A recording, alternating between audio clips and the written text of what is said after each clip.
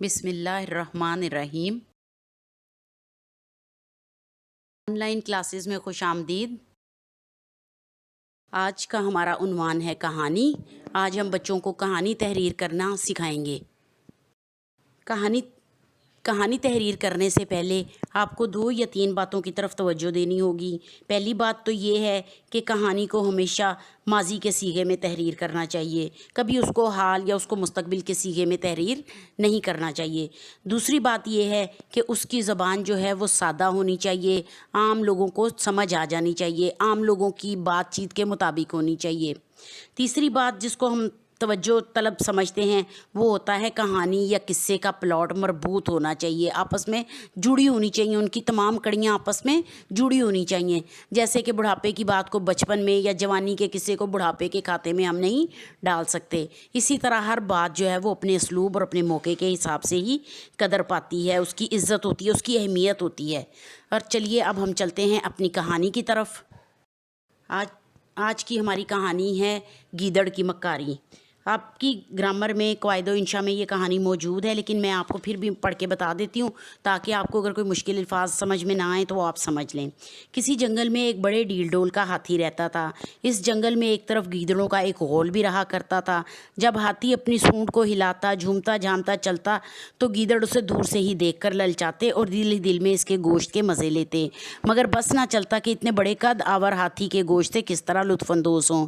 ایک مدت کی للچاہٹ کے بعد جب تمام گیدڑ ایک رات جمع ہوئے اور ہاتھی کو مارنے کی فکر کرنے لگے، آخر ایک بوڑھے گیدڑ نے ہانک لگائی کہ تم مردہ ہاتھی کا گوشت کھانے کا سوچ رہے ہو، میں تمہیں زندہ ہاتھی کا گوشت کھلاؤں گا۔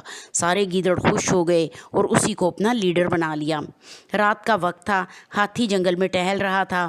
وہی گیدڑ اس کے قریب آیا اور بڑے ادب سے سلام کر کے بولا، حضور، ہم سب گیدڑوں نے فیصلہ کیا ہے کہ آپ کو اپنا بادشاہ بنا لیں اور آپ کی حکومت میں امن و چین کی زندگی بسر کریں۔ ہاتھی نے گیدڑ کی بات سنی اور خوش ہو کر بولا، ہاں ہاں مجھے منظور ہے، چلو سب گیدڑوں کی منظوری لے لیں۔ غرض ہاتھی گیدڑ کے ساتھ چل پڑا۔ گیدڑ اسے ایک ایسی جگہ لے گیا جہاں دلدل تھی۔ گیدڑ ہلکا پھلکا جانور چھلانگے لگاتا ہوا دلدل پر سے چلنے لگا۔ ہاتھی بادشاہی کے نشے میں دلدل میں اترا اور دھنسنے لگا، آخر گھٹنوں تک دلدل میں دھنس گیا۔ اب نہ آگے چلنے کا یارہ تھا نہ پیچھے ہٹنے کی طاقت۔ ہاتھی گیدڑ سے چنگھاڑ کر بولا، اب کیا کروں؟ گیدڑ نے کہا، آپ بھاری بھرکم ہیں، میں اکیلا تو آپ کو نہیں نکال سکتا، حکم ہو تو میں اپنی قوم کو بلا لوں۔ ہاتھی مرتا کیا نہ کرتا، کہنے لگا، ہاں ہاں جلد بلاؤ۔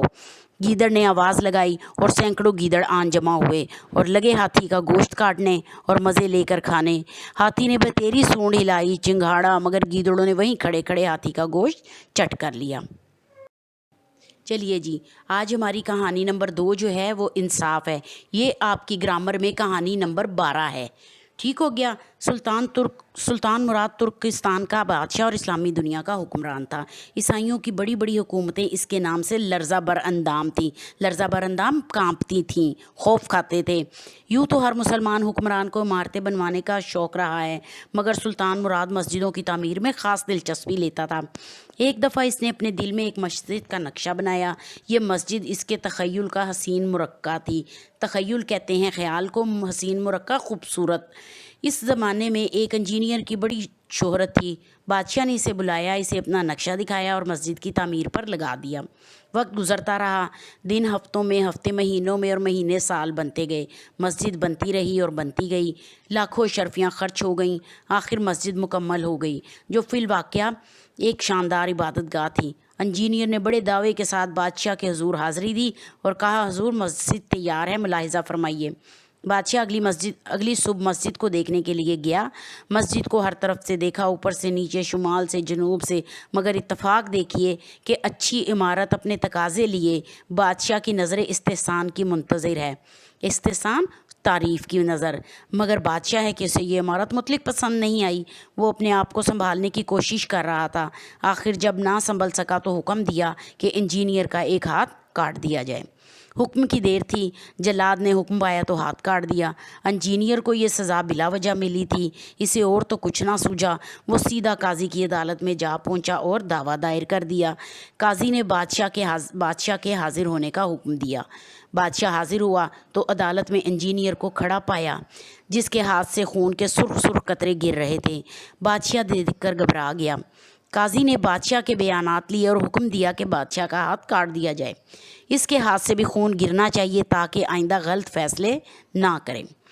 بادشاہ نے قاضی کا فیصلہ سنا تو اپنا ہاتھ آگے بڑھا دیا۔ انجینئر نے دیکھا تو اس کی چیخیں نکل گئیں اور بولا، میں نے اپنا انصاف پا لیا ہے، میں بادشاہ کو اپنا خون معاف کرتا ہوں اور بغیر کسی دباؤ کے اس کو بخشتا ہوں۔ یہ سن کر بادشاہ کی جان میں جان آئی۔ اس نے انجینئر کو بہت سا مال و زر دے کر رخصت کیا اور اللہ کا شکر ادا کیا۔ اس کے قاضی اسلامی احکام کے اعلان میں اس قدر دلیر ہیں کہ بادشاہ کو بھی مجرم قرار دے دیتے ہیں۔